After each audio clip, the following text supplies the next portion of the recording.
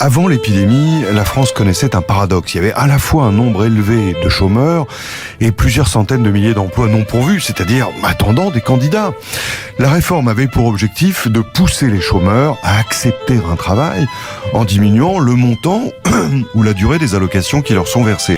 Au total, pour 2021, est anticipée une baisse de 790 000 emplois salariés et un taux de chômage qui devrait grimper à 10,6%.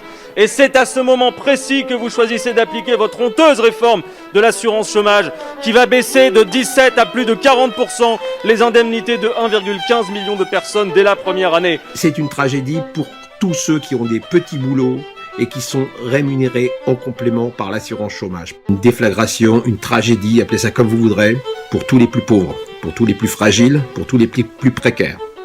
Il s'agit d'abord de parler des intermittents de l'emploi. Là, je ne parle pas des intermittents du spectacle, mais des intermittents de l'emploi, car il va y avoir urgence.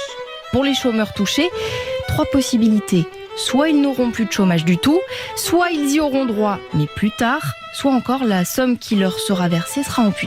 D'ici 3 ans, cette réforme pourrait faire économiser 4,3 milliards d'euros. C'est une réforme résolument tournée vers le travail, vers l'emploi, contre le chômage et pour la précarité.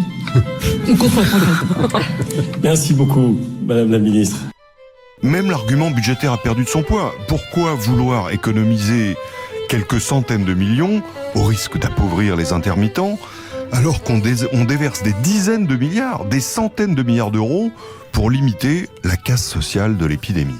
Il faut évidemment assouplir ces critères d'accès et surtout que la réforme qui, par décret, a décidé non pas d'être annulée, mais d'être repoussée, il faut que cette réforme n'ait jamais lieu. Ce sera une véritable tragédie. Nous sommes en période de crise. Durcir les règles d'indemnisation aujourd'hui, ça serait faire de nouvelles victimes, en particulier chez les précaires. CDD, intérim, qui sont déjà ceux qui ont payé le plus lourd tribut social au moment du confinement. Ouais. C'est une réforme complètement inadaptée. Et les syndicats, ils disent quoi de tout ça? Ils sont totalement contre. Unanime, et c'est très rare l'unanimité. Le 23 février, ils sortent un communiqué. Non, nous ne voulons pas de cette réforme qui est purement budgétaire. Non, ça n'est pas en durcissant les conditions d'accès à l'assurance chômage que l'on incite à la reprise d'un emploi. Non, ça n'est pas en durcissant les conditions d'accès à l'assurance chômage que l'on incite à la reprise. Avec la réforme de l'assurance chômage, il est le président qui mène une guerre sociale sans relâche contre les pauvres. Nous ne laisserons pas faire. Avec les salariés de tout le pays et les professionnels de la culture mobilisés contre ces mauvais coups, nous exigeons 2 choses. Aux entreprises qui bénéficient des aides de l'État et continuent de verser des dividendes, il faut interdire les licenciements. Et vous devez abandonner votre déclaration de guerre sociale. Renoncez à la réforme de l'assurance chômage. Et au nom de l'équité, nous devons entrer en résistance. Toutes les grandes victoires que nous avons obtenues, nous ne les avons pas obtenues uniquement en manifestant et en faisant des pétitions.